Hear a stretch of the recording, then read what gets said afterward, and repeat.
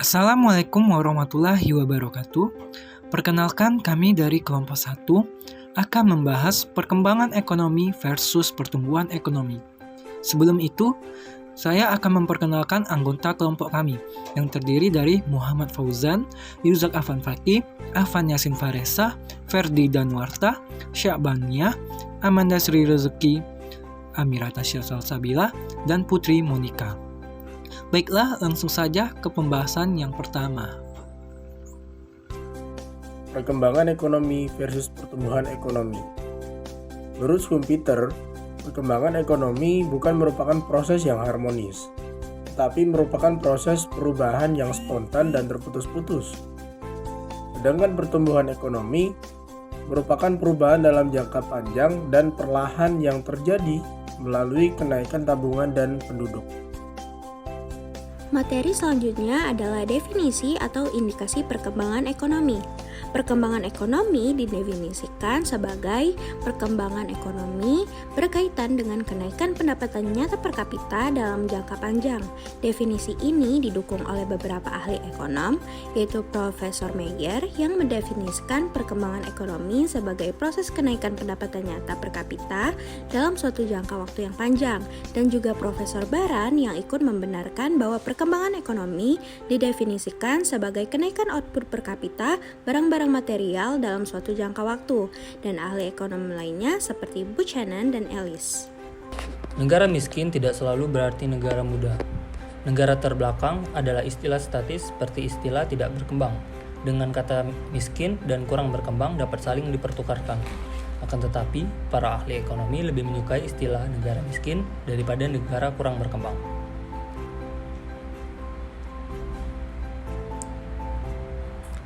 Negara sedang berkembang. Seorang ahli bernama Profesor Bauer menganggap istilah kurang berkembang, sedang berkembang, atau sedikit berkembang sebagai eufemisme atau penghalus makna kata belaka. Dunia ketiga. Akhir-akhir ini diperkenalkan istilah baru, yaitu dunia ketiga, sebagai penyebut bagi negara-negara kurang berkembang. Akan tetapi, istilah dunia ketiga ini kurang cocok untuk menggambarkan negara-negara miskin atau kurang berkembang. Selanjutnya, underdeveloped atau kurang berkembang. Arti istilah negara kurang berkembang atau underdeveloped memiliki beberapa penggunaannya. Negara dengan istilah kurang berkembang telah digunakan dalam berbagai macam cara. Di antaranya terdapat istilah negara kurang berkembang dan negara tidak berkembang. Kedua istilah tersebut sering digunakan secara sinonim, tetapi kedua istilah ini dapat dengan mudah dibedakan. Jadi, suatu negara tidak berkembang adalah negara yang tidak mempunyai prospek untuk berkembang, sedangkan negara kurang berkembang adalah negara yang tidak mempunyai kemampuan untuk berkembang. Ada beberapa kriteria terbelakang atau keterbelakangan tersebut ialah: pertama, nisbah atau rasio penduduk terhadap wilayah tanah. Kedua, perbandingan output industri terhadap keseluruhan output. Ketiga, rasio yang rendah antara modal terhadap populasi per kepala. Keempat, kemiskinan. Kelima, pendapatan per kapita terbelakang dibandingkan dengan maju.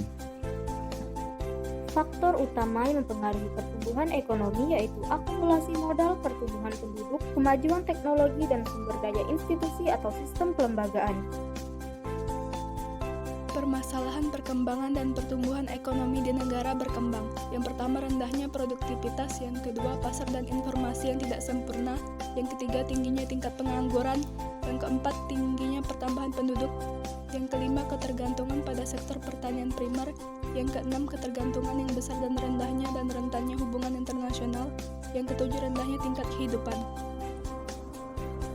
Untuk menggolongkan suatu negara ke dalam kelompok negara maju, berkembang ataupun miskin, berlakulah dua kelompok indikator, yaitu A. Indikator kuantitatif.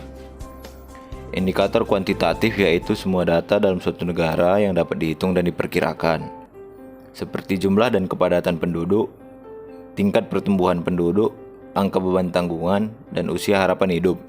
Yang kedua ada indikator kualitatif. Indikator kualitatif yaitu semua data dalam suatu negara yang hanya dapat dibandingkan saja. Contohnya ada etos kerja dan mindset, kualitas dan kuantitas pendidikan, tingkat kesehatan dan kesejahteraan, tingkat kesadaran hukum, dan mata pencarian. Selanjutnya ada indikator pertumbuhan ekonomi.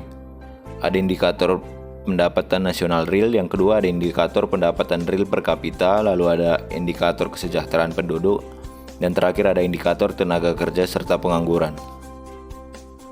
Baiklah, sekian materi yang dapat kami sampaikan. Lebih kurang kami mohon maaf. Terima kasih. Wabillahi taufik wal hidayah. Wassalamualaikum warahmatullahi wabarakatuh.